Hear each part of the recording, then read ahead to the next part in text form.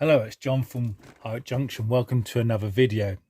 As you know, I've been up Yorkshire for the week, staying in Pickering in a nice cottage. See the picture in the top of the screen there. And we had a lovely time in Yorkshire. We done some walks, visited two heritage railway lines, as you saw in the two previous videos. And while I was up there as well, we visited a couple of model shops. And first of all, went to TMC, and you can see as my purchases, I was up on holiday. Basically, I've extended my Southern rolling stock.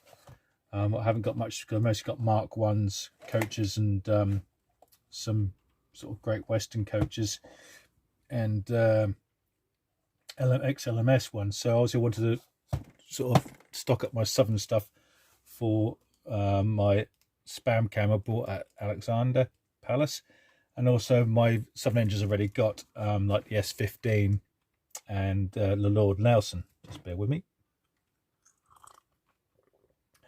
So what we've got from TMC, I've got myself a Bullard Suburban coach, so that can go with my push-pull set.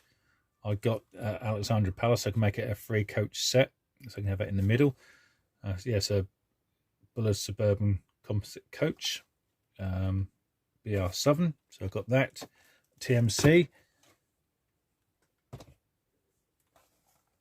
Munzel 4-compartment brake second. So in Southern green again. So another one. And then I've got two Munzels. I've got one crimson and cream. That's a first class corridor. So that'd be nice to go nice against my black S15. And then from another model shop we visited was in York, and that is Monk's Gate in York by the city wall. So if you're ever in York, that's worth a visit. It's not just a railway model shop. They also got plastic kits, and all Sky Electric stuff, but they have got a selection of Hornby and Bachmann rolling stock and engines. So we were called in there, and I got this. It's a Bullard Suburban brake this time, and that was reduced from £43 to £34. So that was a good £11 saving there. Then I bought another. This is a Bullard Suburban brake third coach, so it's good so you can have one either end, so I can make another short Suburban train, because I've obviously got the first there, so I can have one either end to make a short train with like an Adams tank. And then there's the other third brake coach, and once again £9 saving on that coach. And then I finally bought from there a Munzel third class corridor coach as well. So I've got a nice selection of Southern rolling stock now, so I'm really pleased with that. So yeah, so I managed to get 6 coaches on holiday up in Yorkshire. But anyway, what we're talking about today is this. These are Hunt couplings. These are Buckeye. These are set for Mk1, Mk2 Pullman stepped close coupling. Now, as you know, on normal Hornby coaches, the gap between the coaches is, must be a good inch or so, isn't it? So it's not really realistic. So I wanted to bring the coaching stock closer. I know Hornby usually with their coaches or Bachmann, they do supply a closer fit coupling. I must say, we tried the Hornby ones, we didn't get on with that. They're a pain to connect and disconnect, or they uncouple when they're going along, so we don't usually use them. And we've used the Bachmann ones, they look like hoses hanging down, and on coaching stock, and they're not too bad because they bring it closer. But we went to the West Hill Wagon Works at Alexander Palace, because I've read write-ups of these in my Hornby magazine, and we saw it demonstrated on their stand there. So we bought a couple of these to try them out. And as I said, it's on from Pullman coaches. So here I have my Hornby Pullman set. So I've got 3, 4, 5, 6. So I've got 6 coaches to do there, and I've got on there on the couplings 1, 2, 3, 4, 5, 6, 7, 8, 9, 10. I've got 10 buckeyes. So that means I can do my complete Pullman stock. Now this is for my Pullman train. I'm Charlie from Chadwick Model Railway, and he done a great video on these couplings. So demonstrating different ways of fitting them and the sort of alterations. So that's worth a watch. So if you want to know more about hunt couplings and fitting them, then I recommend watching Charlie of Chadwick Model Railway and watching his video on these couplings. But all I'm going to demonstrate is going to fit these to my rolling stock and then see the difference. So what I'm going to do now, I'll demonstrate the coaching stock original Hornby Mk1 fittings so you can see the gap, and then we'll put these on and you can see the difference. Okay, right, I'm on a section of track. That's the embankment goes up to the branch line. You probably recognise that, and that's the best part of the layout at the moment, because you saw in previous videos ago that was some mess up here. So we got one, we're on one coach on there.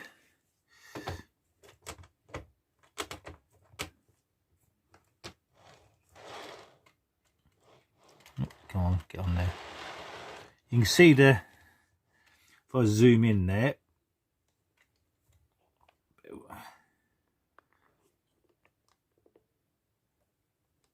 and we can see that.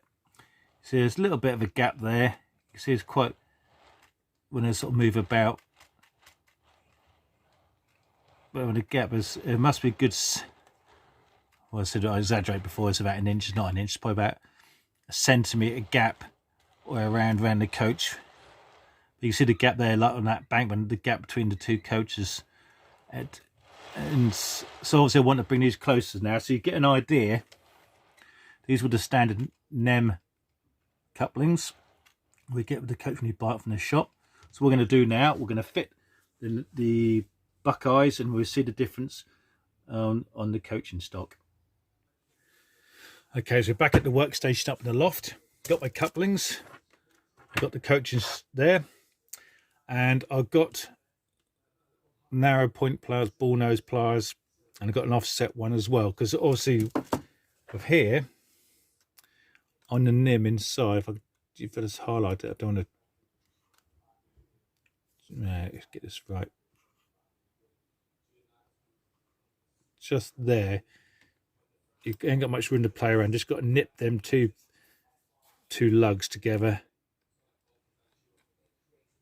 and then pull it out. So just got to try and fiddly. So that's one out. Another end.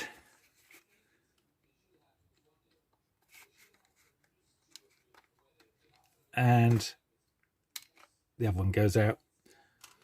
Now, what I'm going to like about these buckeye couplings, because when you're on a layout and you want to decouple a train, you got to try and flick, push the by. You sometimes see a model show someone's got a contraption with a stick with a flat plate they can push up to decouple a train, or sometimes some layouts have fancy magnets under the board that uncouples.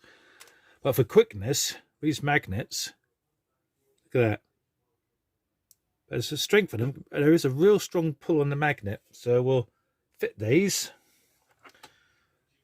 Get these right.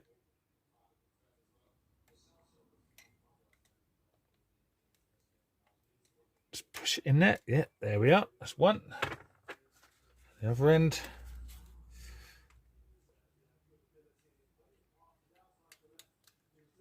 That's 2. That's one coach done. So same procedure again. Get little pliers, nip them lugs. Right, so that's all out. Next coupling.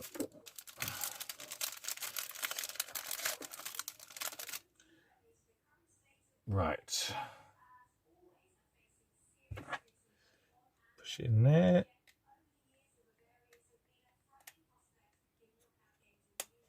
Clicked in. So on this side. What I do then, we go.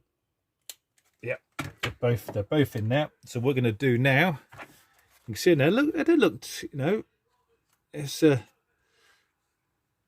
you can see the magnet there. And you see it don't look unsightly. So hopefully that'll make a difference on the rolling stock. So what we'll do now, we'll go back to the track section, put them on the track, and you'll see the difference the Buckeye close couplings make. Right, here we go. Excuse the TV downstairs. My wife's getting ready for the football tonight. Right, okay. So that's one on the track.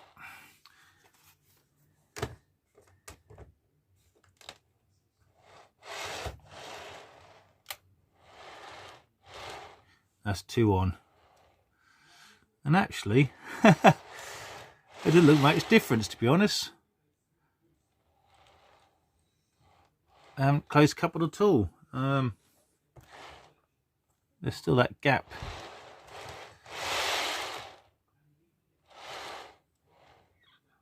Well, that's not too bad. It's a slight. If we look there, you can just see there is a bit of a closer gap. Only a fraction, I would say. So I probably need the closer ones to bring it a bit more closer in, because I can't shorten them, because obviously you've got that